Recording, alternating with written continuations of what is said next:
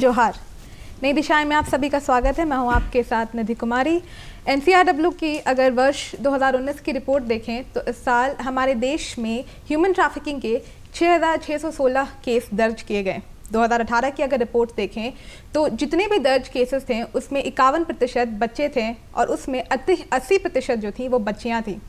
हमारे देश में हर 4 मिनट पर एक बच्चा लापता हो जाता है।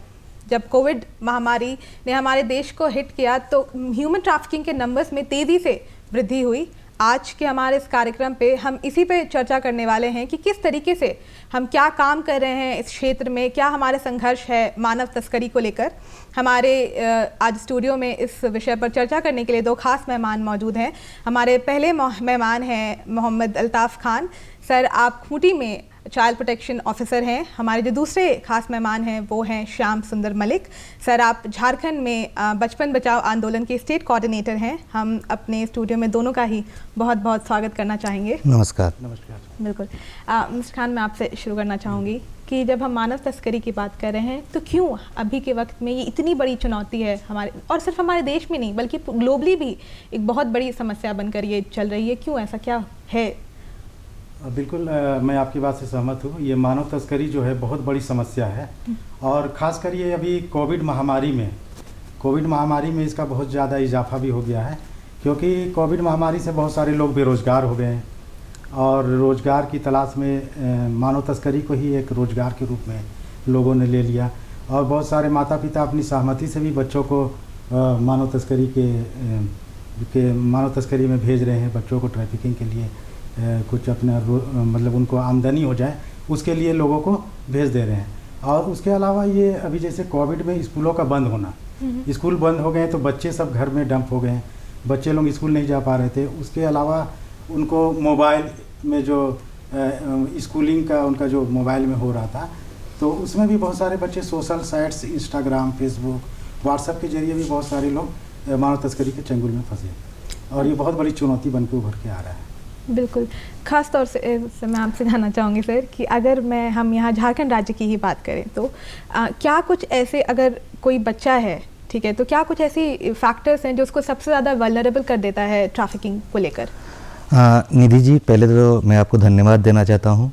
आपने इतने एक इम्पॉर्टेंट टॉपिक को अब अपने इस शो में लेके आए, क्योंकि ये तस्करी जो है, मानव तस्करी जो है और ख़ासकर बाल तस्करी जो है, ये झारखंड के माथे पे एक सबसे बड़ा कलंक है। और इसके पीछे बहुत सारे फैक्टर्स काम करते हैं। एक तो पेरेंट्स का, अनएडुकेटेड पेरेंट्स है, अनअवेयर हैं कि कैसे वो लोग कैसे काम करेंगे, क्या करेंगे। दूसरा है कि लोगों के पास ऑल्टरनेटिव कोई लाइवलीहुड अपॉर्चुनिटी नहीं है, लोगों के पास एक होप नहीं है कि लोग अच्छे से संसाधन के साथ लोग अपने गाँव में जी सके। दूसरा है कि इसी सारे जो चीज़ है, इसको जो ब्रोकर्स होते हैं, जो दलाल होते हैं, ये उन गरीब परिवार को, उन बेबस परिवार को मजबूर करते हैं, उनको लालच दिखाते हैं और कुछ पैसे, चंद पैसे के मामले में बच्चे को दिल्ली, मुंबई जैसे बड़े शहर में ले जाया जाता है और उनको डोमेस्टिक लेबर के रूप में या फिर कहीं ढाबा वगैरह इसमें काम करने के लिए भेजा जाता है। झारखंड का जो मानव तस्करी का परिभाषा है, ये अलग अलग, अगर रीजन में अलग अलग तरह के से होते हैं। बेसिकली झारखंड में 2 तरह के बेसिकली माइग्रेंट होते हैं। एक तो है कि फुल टाइम माइग्रेंट होते हैं, एक होता है कि शॉर्ट टर्म माइग्रेंट रहते हैं। जो लोग यहाँ पे खेतीबाड़ी, जिनके पास थोड़ा बहुत ज़मीन है, वो खेतीबाड़ी करते हैं और बाकी टाइम में वो जाते हैं ईंट भट्टा, खदान, इसमें काम करने के लिए। वो शॉर्ट टर्म माइग्रेशन करते हैं। जो एकदम लैंडलेस है, जो उसके परिवार के पास कुछ नहीं है, जिसके माता पिता अल्कोहलिज्म के शिकार हैं, घर के जो बड़े हैं वो अल्कोहलिज्म, यहाँ पे हड़िया दारू का इतना प्रवचन है कि वो उसी से लिप्त है और उनको नॉर्मल अपने परिवार के कैसे परवरिश करना है बच्चों का, उसके बारे में जानकारी नहीं है। वो लोकल ब्रोकर के इसमें आ जाते हैं और वो बच्चे को भेज देते हैं दिल्ली में, बॉम्बे में, बड़े शहर में काम करने के लिए। तो यही बेसिकली फैक्टर्स है जो हमारे अनएडुकेटेड, अनअवेयर जो पेरेंट्स हैं, जो गरीब लोग हैं, उनको लालच दिला के तस्करी करवाया जाता है बच्चों बिल्कुल। का। तो ये जितनी समस्या है वो कहीं ना कहीं जो सबसे वल्नरेबल सेक्शन है हमारे सोसाइटी का, जी। जो कि बच्चे हैं, उन्हीं को अफेक्ट कर रहा है सीधे। जी, जी। बिल्कुल। अभी अगर हम मिस्टर खान बात करें कि वर्तमान में झारखंड में किस तरीके के काम, सरकार के काम चल रहे हैं ह्यूमन ट्रैफिकिंग जो है उसकी रोकथाम को लेकर, या फिर जो बच्चे हैं उनको रेस्क्यू करने को लेकर किस तरीके का काम चल रहा है अभी? सरकार द्वारा बेसिकली देखा जाए तो ये बाल दुर्व्यापार जो है ये ग्रामीण स्तर से ही होती है। तो सरकार द्वारा ग्राम स्तर, प्रखंड स्तर, जिला एवं राज्य स्तर पर भी बाल संरक्षण समिति बनी हुई है। इसकी एक कमेटी है जिसमें बहुत सारे मेंबर्स हैं, गांव के चुने हुए प्रतिनिधि भी रहते हैं इसमें, और किशोर किशोरियां भी एक हैं, और स्वयं सहायता समूह के सदस्य रहते हैं, बाल संरक्षण के मेंबर्स भी इसमें रहते हैं। और इसके प्रत्येक माह मीटिंग होती है कि जैसे इस गांव में जो भी कोई मामला होता है बाल संरक्षण के, जैसे कोई ट्रैफिकिंग हो गए, बाल श्रम के शिकार हो गए, तो उन बच्चों को ट्रैकिंग रजिस्टर में लिखना पड़ता है और इसकी मीटिंग होती है। तो इस तरह के मामले को फिर वो लोग फॉरवर्ड करते हैं जिला में, फिर जिला में आवश्यक कार्रवाई किया जाता है। अभी सरकार द्वारा 17 जिलों में तेजस्विनी परियोजना एक चालू की गई है, जो कि 14 से 24 वर्षों की किशोर किशोरियों का एक क्लब है, जो कि 2 आंगनबाड़ी केंद्र को मिलाकर बनाया गया है।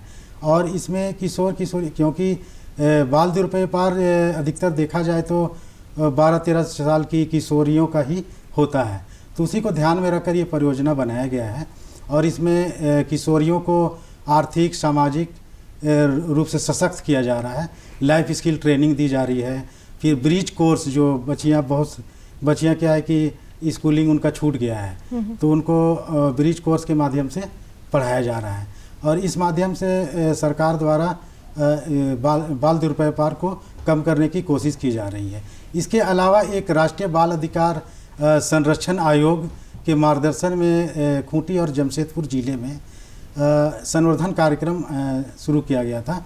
इस कार्यक्रम में जिले के अंतर्गत जितने भी 23 तरह के कैटेगरी उन्होंने डिफाइन किया था, जिसमें अनाथ बच्चे हो गए, एकल माता के बच्चे, बाल श्रम, बाल तस्करी, बाल यौन शोषण, दिव्यांग, कोविड में जो परिवार गांव आए तो उनके बच्चे, फिर ऐसे बच्चे जो ऐसे माता पिता जो असक्षम हैं, बच्चे की देखभाल नहीं कर पाते हैं, तो उनको भी कैटेगराइज करके 23 तरह के बच्चों का श्रेणी बनाया गया था और उनका आइडेंटिफिकेशन हुआ था। बच्चे आइडेंटिफाइड हुए थे और उन बच्चों को और उनके परिवारों को सरकार द्वारा जो 35 तरह की स्कीम्स है, केंद्र एवं राज्य सरकार द्वारा जो चलाई जा रही है योजनाएं, उन योजनाओं से लिंक किया जा रहा है उनको सशक्त किया जा रहा है। परिवार अगर सशक्त होंगे तो ये जो वल्नरेबिलिटी भी कम हो जाएगी, बच्चे भी दुर्व्यापार से भी कम, दुर्व्यापार के मामले भी कम आएंगे। तो इस तरह की कोशिश हो रही है। तो हम लोग चाहते हैं कि ये पूरे राज्य भर में इसका इम्प्लीमेंटेशन हो जाए, बिल्कुल एक्टिवली काम किया जाए। एक्टिवली हो जाए तो क्या है कि ये जो बाल दुर्व्यापार या और बाल संरक्षण मुद्दे हैं ये कम हो सकते हैं। और इसके अलावा भी माननीय सर्वोच्च न्यायालय द्वारा सो मोटो रिट पिटीशन 4/2020 के आदेशानुसार एक बाल स्वराज पोर्टल बनाया गया है, जो कोविड महामारी मार्च 2020 से जो बच्चे अनाथ हो गए हैं या फिर जिनके माता या पिता की मृत्यु हो गई है, तो उन बच्चों को आइडेंटिफाइड करके बाल स्वराज पोर्टल पर एंट्री किया जा रहा है, रजिस्ट्रेशन किया जा रहा है और उनका पूरा पुनर्वासन का काम किया जा रहा है। अगर ये आइडेंटिफाइड वाला काम जो पूरे राज्य में हो जाए तो ये वल्नरेबिलिटी कम हो जाएगी, बाल दुर्व्यापार के मामले भी कम आने लगेंगे। तो ये सरकार द्वारा प्रयास किया जा रहा है और जुडिशियली भी इनको बहुत ज़्यादा फोकस कर रही है। बिल्कुल प्रयास इस पे जारी है कि पूरे स्टेट में इसको और अभी implement नई किया जाए। मतलब एक और स्ट्रीट चिल्ड्रन का भी एक आया हुआ है, जिसे 16 तरह के बच्चों हैं, जैसे भीख मांगने वाले बच्चे हैं, सड़क पर जो परित्यक्त बच्चे हैं, और बहुत सारे इसमें 16 कैटेगरी के बच्चे हैं। तो उन बच्चों को भी चिन्हित करके इस बाल स्वराज पोर्टल पर डाला जा रहा है। तो यदि ये सभी राज्य के सभी जिलों में प्रॉपर वे से काम होगा, मॉनिटरिंग होगा, तो काफ़ी हद तक ये बाल दुर्व्यापार को हम लोग कम कर सकते हैं, रोकते हैं। बिल्कुल। श्याम जी, मैं आपसे जानना चाहूँगी, जब हम बचपन बचाओ आंदोलन की बात कर रहे हैं तो इसमें यहाँ पर क्या कुछ प्रोग्राम्स चल रहे हैं करेंटली अभी झारखंड में ट्रैफिकिंग को कंट्रोल करने के लिए? बचपन बचाओ आंदोलन झारखंड में पिछले लंबे समय से जुड़े हुए हैं, झारखंड में बच्चों के ट्रैफिकिंग के मुद्दे में काम कर रहे हैं। अभी फ़िलहाल हम लोग 4 तरह के प्रोग्राम यहाँ पे झारखंड में चला रहे हैं।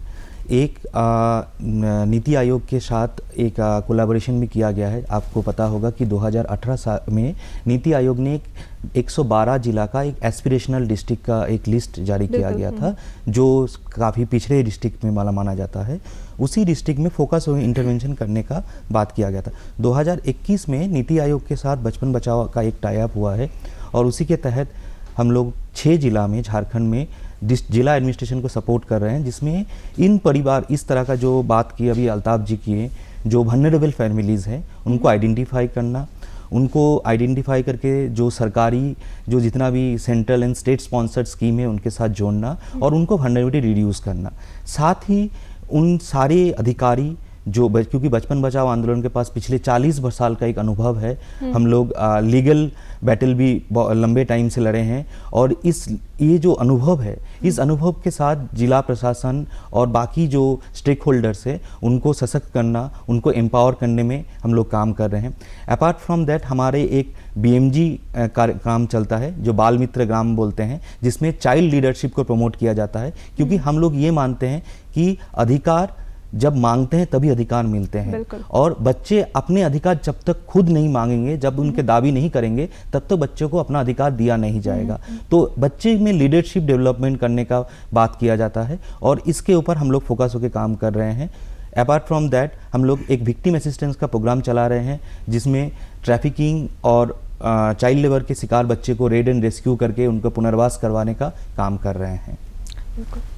सर, अगर हम अभी बात करें कोविड की, तो जैसा कि हमने कहा कि जो केसेस है वो बहुत तेज़ी से बढ़ गए हैं।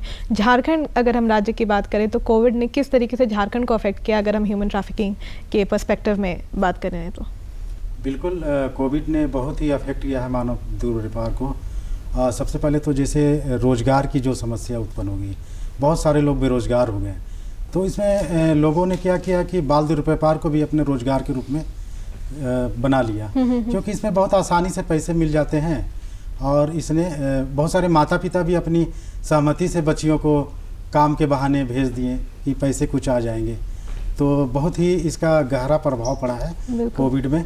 और मेन कोरोना काल में जो स्कूल बंद हो गया, स्कूल बंद हो जाने से भी इसको काफ़ी मतलब बिल्कुल जो स्कूल, हाँ, उसका भी बहुत बड़ा प्रभाव है। शाम जी, एक बहुत बड़ी जो समस्या ये भी देखने को मिली है कि इस वक्त कितने ऐसे थे जिन्होंने अपने ये जो परिजन होते हैं आपके, क्योंकि वो मोस्ट ऑफ द टाइम्स जब हम ट्रैफिकिंग की केस देखें तो जान पहचान के लोग होते हैं जो कि आपको जॉब दिलाने के लिए या फिर आपकी एजुकेशन करवाने के नाम से आपको शहर से बाहर लेके जाते हैं। अभी कोविड में भी कितने ऐसे बच्चे थे जिन्होंने अपने पेरेंट्स को खो दिया, तो उन्हें अडॉप्ट करने के नाम पर कि हम आपको अडॉप्ट कर लेंगे या फिर हम आपके आगे की देखभाल देखेंगे, उस नाम पर उनको ट्रैफिकिंग के दलदल में धकेल दिया गया। तो ये एक बहुत बड़ी समस्या हो जाती है, क्योंकि आपको समझ में नहीं आता कि आइडेंटिफाई कैसे करे परपेट्रेटर्स को।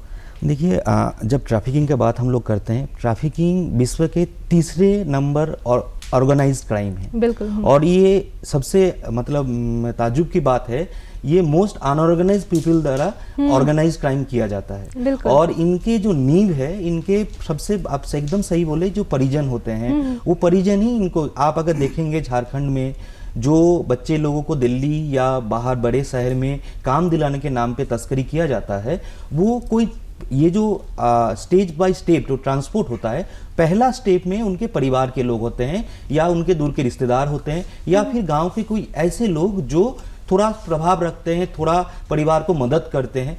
क्योंकि जो परिवार होते हैं, जो वल्नरेबल फैमिलीज होते हैं, वो आइदर अल्कोहलिज्म के शिकार होते हैं, आइदर वो गरीबी का इतना नीचे दबा हुआ रहता है कि उनके पास और कोई साधन नहीं रहता है कि वो इनके झांसे में आए। साथ ही आपको याद होगा जब कोविड का 2nd वेव शुरू हुआ था, तब हमारे पास काफ़ी दर्दनाक खबर आ रहा था कि हर रोज़ लोग को हम लोग खो रहे थे। और पहला वेव में हम लोग ज़्यादातर अबव 60 ईयर के एज के लोगों को खोए थे। 2nd वेव में ये देखा थी, ये जो है ये नंबर जो है 30 एंड अबव शुरू हुआ था, जो पेरेंटिंग एज है।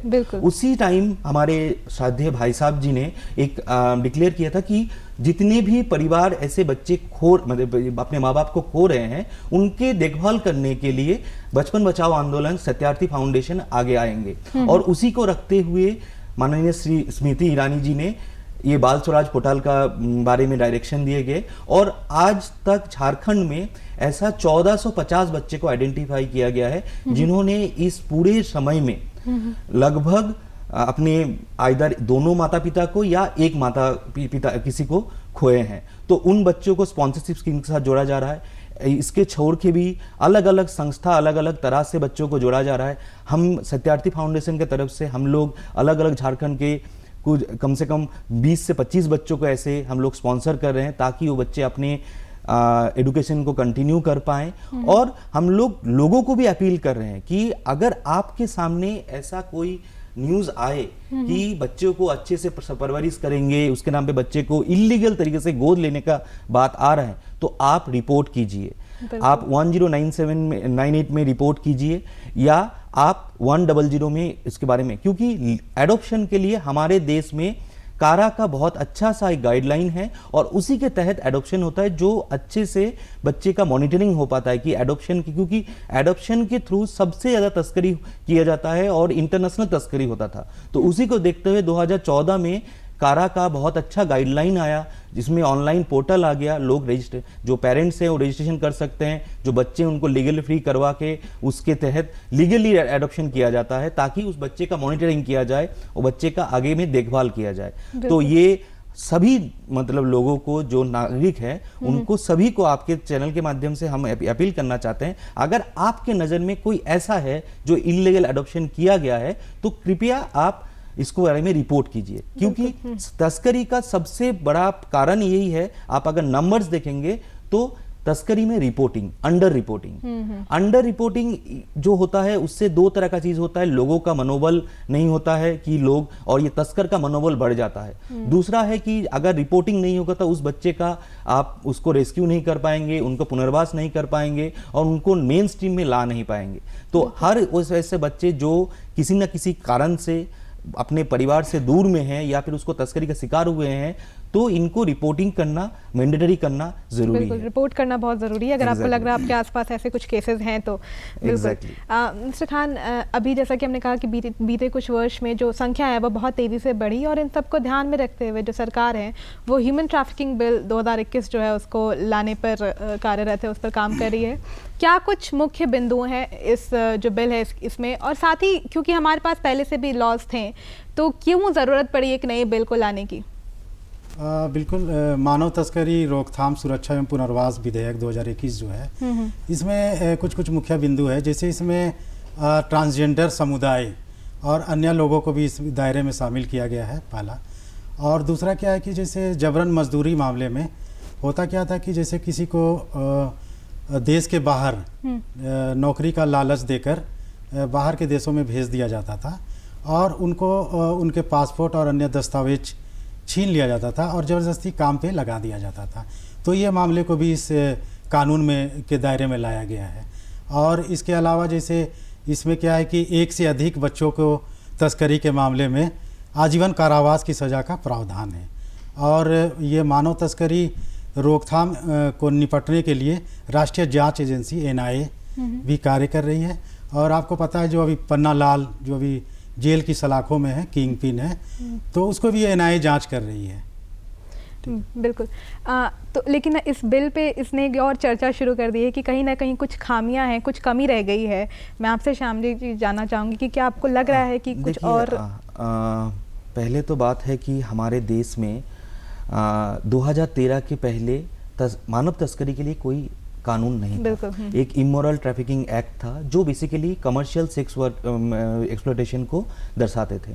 2013 में जब 370 का अमेंडमेंट हुआ उसमें पहली बार ट्रैफिकिंग के बारे में बताया गया, लेकिन इसमें सिर्फ ट्रैफिकिंग का प्रोसिक्यूशन के बारे में बताया गया है। जो टीप के बारे ट्रैफिकिंग इन पर्सन जो बिल के बारे में बात करें, ये basically prevention, protection and rehabilitation का बात करते हैं, जो सबसे बड़ा इम्पोर्टेंट है। इसमें जो विक्टिम है उनके socio economic and educational rehabilitation का बात किया जाता है। इनका इसके पहले HTU तो गठन किया गया है। अभी पिछले साल मिनिस्ट्री ऑफ होम का एक एडवाइजरी आया जिसके तहत झारखंड में भी 24 जिला में HTU गठित किया जाए, लेकिन इनको ऑर्गेनाइज्ड वे में, इनको कोऑर्डिनेटिंग वे में, इनको इन्वेस्टिगेशन करने में NIA का जो इसमें रोल लाया गया है वो बहुत बड़ा इंपॉर्टेंट पार्ट है।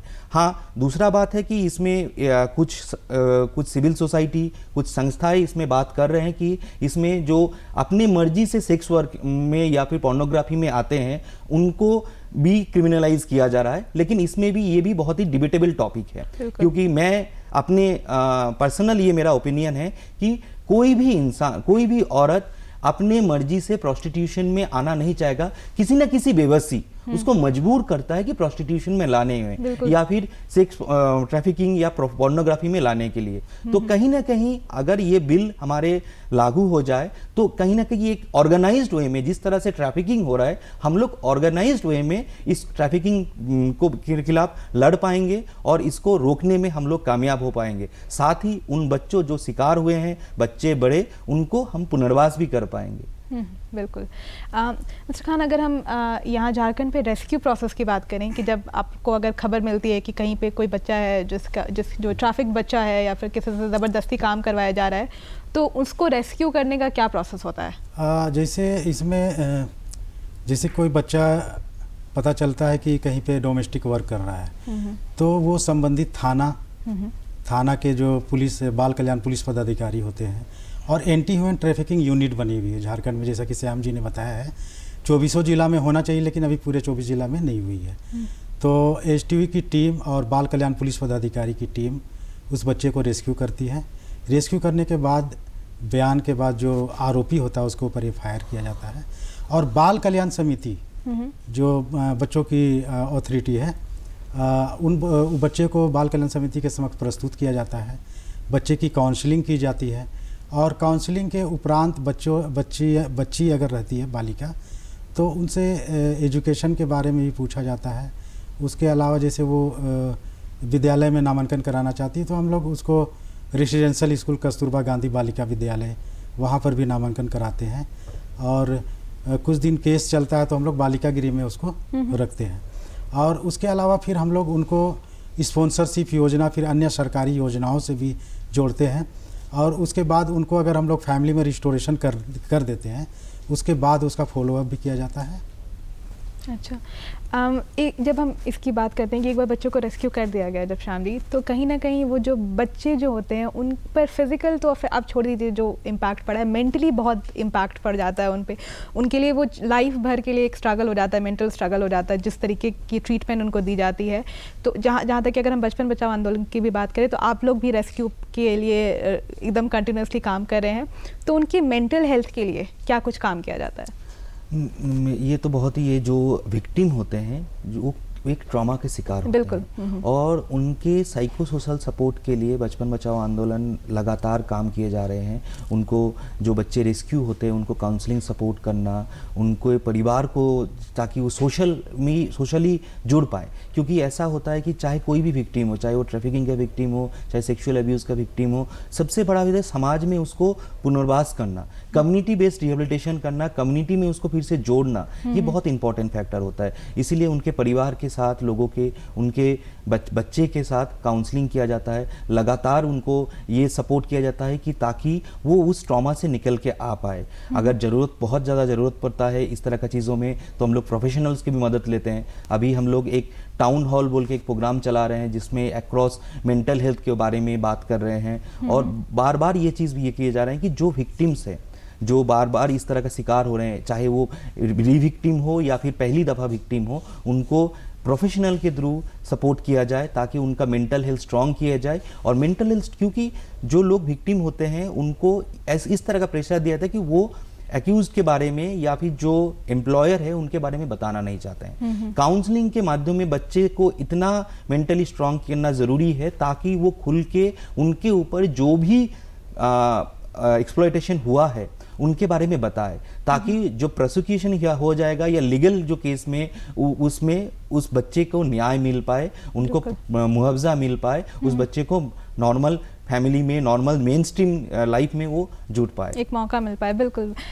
यहाँ पर जैसा कि आप भी कह रहे थे कि अवेयरनेस का एक बहुत बड़ा रोल हो जाता है, क्योंकि जितने केसेस रिपोर्ट करते हैं वो कुछ मामूली आपको दिख रहे हैं, बल्कि इसके अलावा कितने ऐसे केसेस हैं जिसको रिपोर्ट भी हम नहीं कर पाते हैं। मिस्टर खान, हम आपसे जानना चाहेंगे कि अभी के वक्त में अवेयरनेस कितना बड़ा रोल निभा रही है, क्योंकि जितनी तेज़ी से या फिर जितने अग्रेसिवली इस पर बात होना चाहिए उतना हो नहीं रहा है, तो यहाँ पे अवेयरनेस का कितना बड़ा रोल है?